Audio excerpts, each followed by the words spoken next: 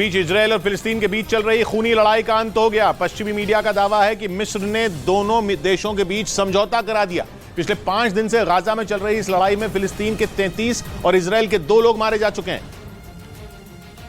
और ये जंग तब शुरू हुई थी जब 9 मई को इजरायल ने PIJ यानी पैलेस्टीनियन इस्लामिक जिहाद के 4 बड़े कमांडरों को मार गिराया था। इजरायल ने यह हमला गाजा से दागे गए रॉकेटों के जवाब में किया था। इसके बाद से ही फिलिस्तीन और इजरायल के बीच खूनी लड़ाई जारी थी। इजरायल का कहना है कि पिछले 5 दिनों में गाजा में मौजूद इस चरमपंथी संगठन के कई ठिकानों पर उसने 1400 से ज्यादा रॉकेट दागे। हालांकि पश्चिमी मीडिया का दावा है कि 13 मई की देर रात मिस्र ने दोनों के बीच समझौता करा दिया, जिसके तहत इजरायल और PIJ अब एक दूसरे पर हमला नहीं करेंगे। इस समझौते से इजरायल और गाजा में रहने वाले लाखों लोगों को राहत मिली, जो बमबारी से बचने के लिए पिछले कुछ दिनों से बंकरों में छिपने को मजबूर थे। उधर इजरायल ने वेस्ट बैंक में चरमपंथी संगठन हमास के आतंकी खालिद हारूशा के घर पर छापा मारा।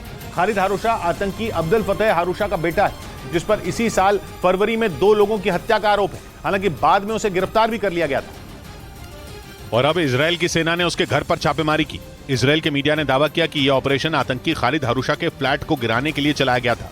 इस ऑपरेशन का एक वीडियो भी जारी किया गया, जिसमें हथियारों से लैस इजरायल के कुछ सैनिक एक इमारत में घुसते दिखाई दिए।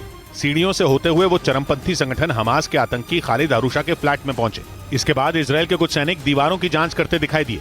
बाद में एक सैनिक दीवार में मशीन से छेद करता नजर आया। इजरायल का दावा है कि इसी फ्लैट में खालिद ने अपने पिता अब्दुल फतेह हारूशा के साथ मिलकर फरवरी में हुए हुवारा हमले की प्लानिंग की थी।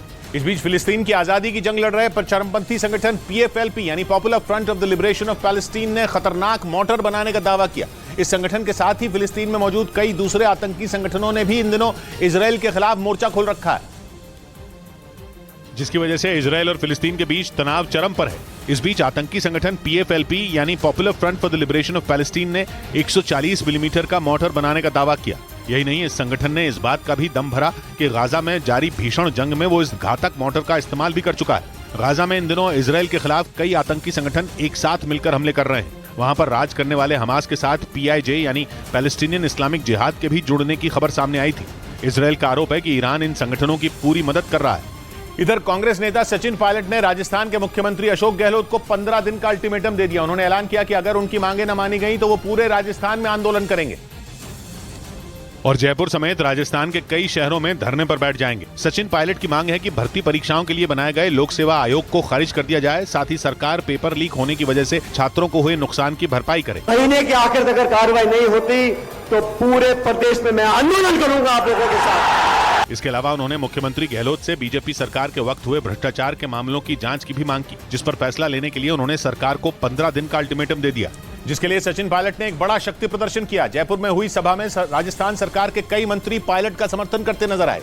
इस दौरान वहां मौजूद विधायकों और मंत्रियों ने मुख्यमंत्री अशोक गहलोत के खिलाफ मोर्चा खोल दिया और सचिन पायलट के समर्थन में उतर आए। जयपुर में इस विरोध प्रदर्शन के दौरान गहलोत सरकार के कई मंत्री और विधायक मौजूद रहे, जिन्होंने न सिर्फ अपनी सरकार पर निशाना साधा बल्कि चिताया कि अगला मुख्यमंत्री सचिन पायलट को ही बनाया जाए। पायलट साहब ने आपको सोपरपुर के मुख्यमंत्री बनाया। इस दौरान मंत्री राजेंद्र गुड़ ने तो यहाँ तक कह दिया कि गहलोत राजस्थान में अपना विपक्ष बीजेपी नहीं बल्कि सचिन पायलट को ही मानते हैं। माना जा रहा है कि विधायकों और मंत्रियों को इकट्ठा कर एक बार फिर सचिन पायलट ने मुख्यमंत्री अशोक गहलोत को अपनी ताकत दिखाने की कोशिश की।